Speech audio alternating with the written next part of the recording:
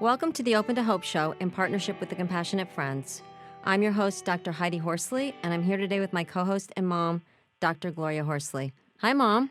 Hi, Heidi. Well, I am happy that we're going to be talking about finding hope through grief and laughter, because we've got a wonderful person on who does improv, and we've talked a lot about laughter, haven't we, Heidi?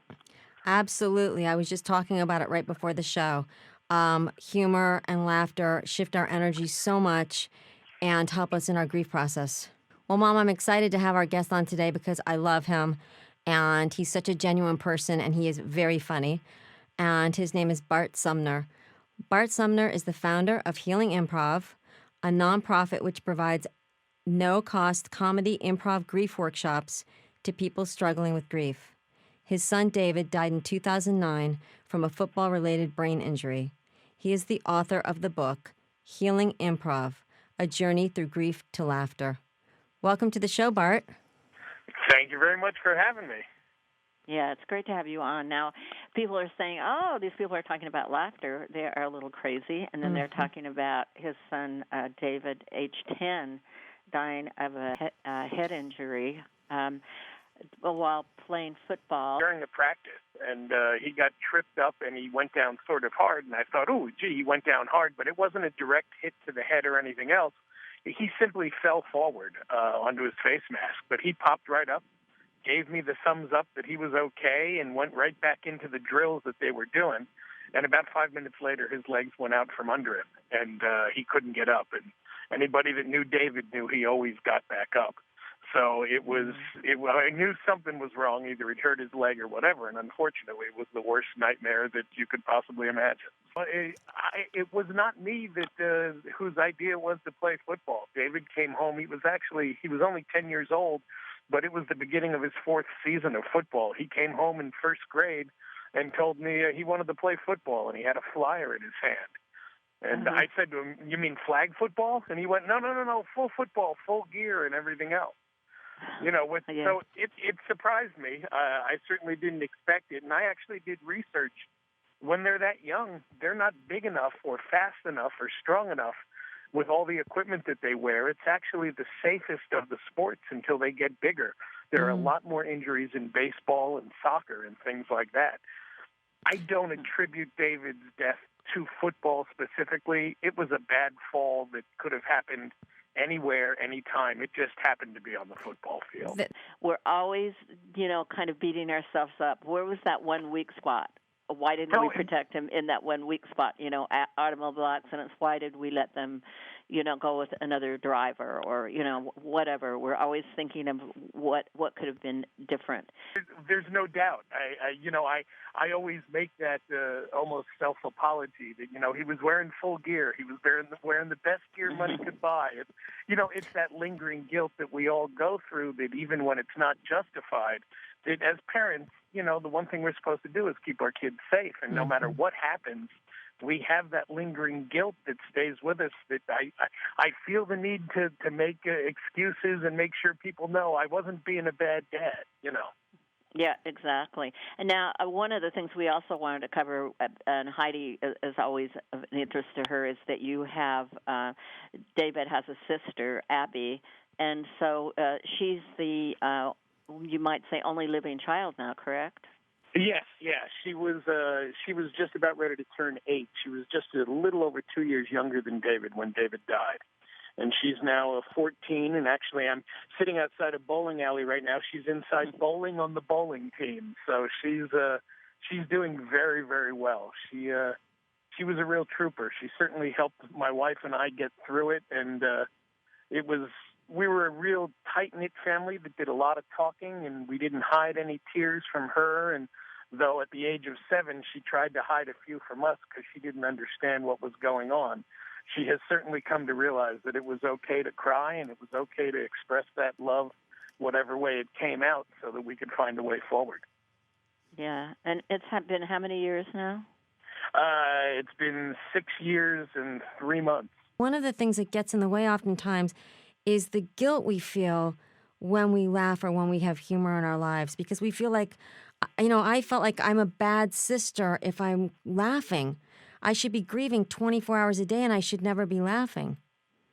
Well, that's one of the problems. We take that permission for ourselves to enjoy life away when something like this happens, and we sort of remove that right that every human being has to laugh and have a good time. I was, if you can say, was fortunate because I was an actor and I was an improv comic, improv comedian, and I taught improv to people. When I went back to work, I went back to making people laugh. Mm-hmm. So, it was sort of inbred into me being an actor. I'm very open emotionally and those kind of things. So compared to a lot of people that live 9-to-5 jobs and don't have that outlet, it is who I am. So I was able to get back to it and did not realize just how much good it was doing me until I was 3 years down the road or so, and I looked back and I realized, wow, that improv and that laughter and who I am really saved me. And I didn't set out to have it specifically save me. But, it's giving yourself that permission to laugh again, which so many people take away from themselves when tragedy strikes. I teach improv now here in Grand Rapids, Michigan, and a lot of the people that come to classes, since I'm no longer in a hub of show business like L.A. or New York, a lot of the people that come to the improv classes that I teach are not there to make it in show business or to be discovered. They're there because they're introverts or life has been tough and they've heard that this is a great place to go and meet new people and to laugh. And that's really what it's all about. It's opening up avenues of communication, relieving stress with the laughter, and knowing that, we're all a little bit crazy, and it's a good thing. Laughter relieves stress, and it's also a way for us to grieve. It's a way for us to get our emotions out. Well, it's certainly one of the things that kept me going and kept me open emotionally. Laughter and tears are both involuntary reactions. Mm-hmm. You're laughing because you can't control it, and tears are often because you can't control it. And they're right next to each other on the spectrum. I've had people come to the Healing Improv Workshops who came and, while we shared our stories at the very beginning, had a tissue box in their lap, crying like crazy, get up, start doing the exercises and playing with everyone, and they start laughing like a loon and having laughter, and they tell me, I haven't laughed like this in ages, but on the way out the door, they pick up a box of tissues and take it with them because the tears are right there right after it. Mm-hmm. But it keeps that emotion fluid, and it keeps the emotions open, and it keeps you able to access those emotions, which is a lifesaver. And I love it because you give them permission to laugh, and you kind of, it lets them know, look, you loved the person that died, and you can still laugh, and it doesn't mean you don't miss them and that you don't care. Well, yeah, and I give them a safe environment so that they can give themselves permission to laugh. There's actually a brain chemistry that different pathways happen when you do some of these activities, when you do create, when you cause the brain to think in creative ways, it actually changes the brain. I think it's important for people to know that. This just isn't some, little thing you're doing that you're going to memorize or watch what Bart does or something. You're actually going to have some physical components to it. Oh, absolutely. It really is. It's about giving people that ability to play like they were kids on the playground again. And it's mind-activating exercises. We do stuff that's impossible to achieve, certain games, so that people can laugh at themselves for the fact that they couldn't do it. Because we all take ourselves way too seriously when something like this happens, too. And there are physical reactions to laughter that do the body good. It releases stress. It releases endorphins. And it does. It lights up parts in the brain that do not light up unless you start laughing. One thing, though, I remember a lot of shame around laughing, the thought of laughing. My husband and I heard that Tootsie, that movie was funny, and I think it was about, I don't know, it might even be 3 months after Scott died. We went like 60 miles away to see the movie, or 40 or something, so that we wouldn't know anybody in the theater. Yeah. It's interesting. It's one of the most important components of the workshops is that I share David's story first, so that everyone who's there knows that the guy who's standing up in front of them making a complete and total moron of himself, trying to get them to come along and laugh with me, has been there, and that I have found that it's okay to laugh. And I tell them that the laughter and the improv gave me a vacation, much like people that turn to drugs and other things to sort of dull the senses. The improv gives people that vacation away from the grief. It engages the mind so you can't constantly be thinking about it. And it gives you, even if it's only for 20 minutes, if it gives you that vacation away from the grief and allows your brain to laugh and do other things that are normal, it makes all the difference for people. But it's important that they know that I've been there, that I've stood in my living room and screamed at the universe. Why? Because I have. And I've been down the same road they've all been down, and they need to know that going into it. And that helps them put them at ease with the shame. There's no doubt that we don't want to feel laughter again, and we don't want to have other people see us laugh. I told my first joke. It was in bad taste, and it was bitter, and I was angry within 3 hours of knowing David had passed.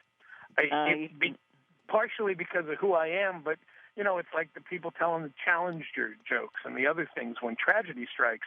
It's a way people deal with tragedy is through humor when we can't access it any other way. Oh, beneath all humor is a bit of truth and reality. You know, absolutely. you can say things and couch them in humor that you can't just say normally oftentimes. I just think that laughter has been my coping mechanism. That's why I think I loved meeting Bart.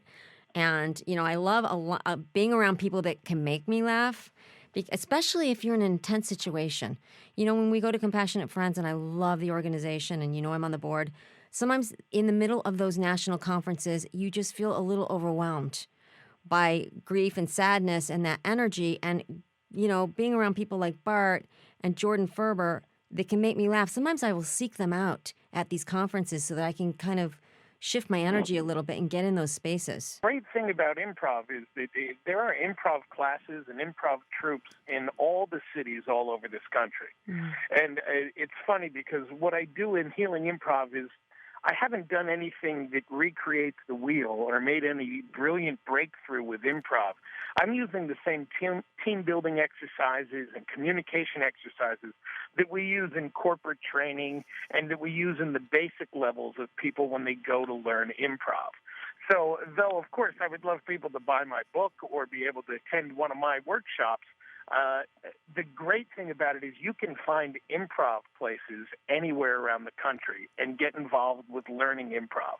And they don't need to know why you're there. They don't need to know.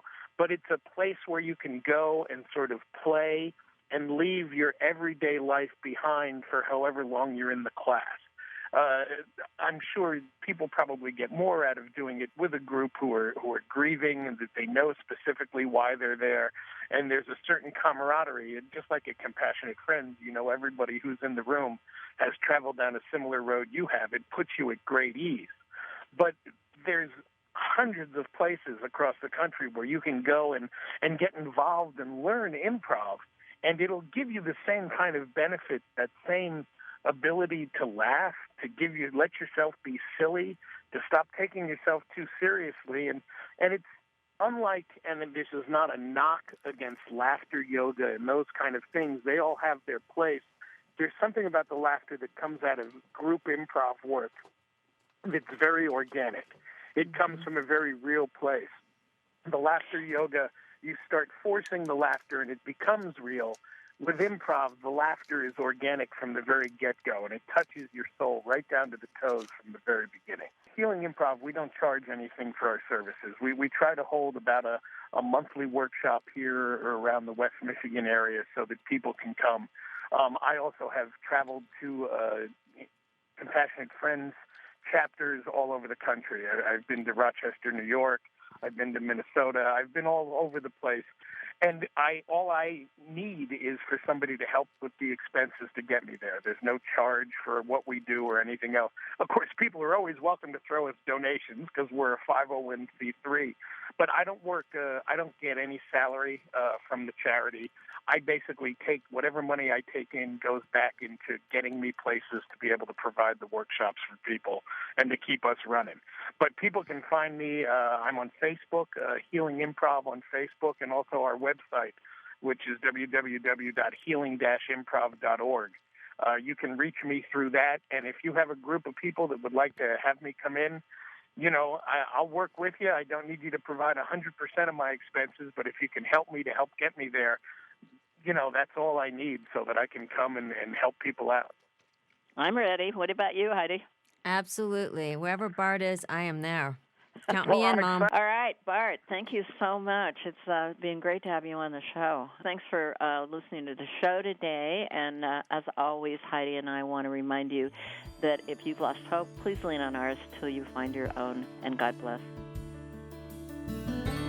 You've been listening to Open to Hope Radio, hosted by Doctors Gloria and Heidi Horsley. Like today's edition, all of our past programs are available on demand at opentohope.com, along with helpful articles, videos, resources, and links to help get you through the toughest time of your life. You can also follow us on Facebook and Twitter and sign up for our monthly newsletter. Again, that's opentohope.com. Check it out today.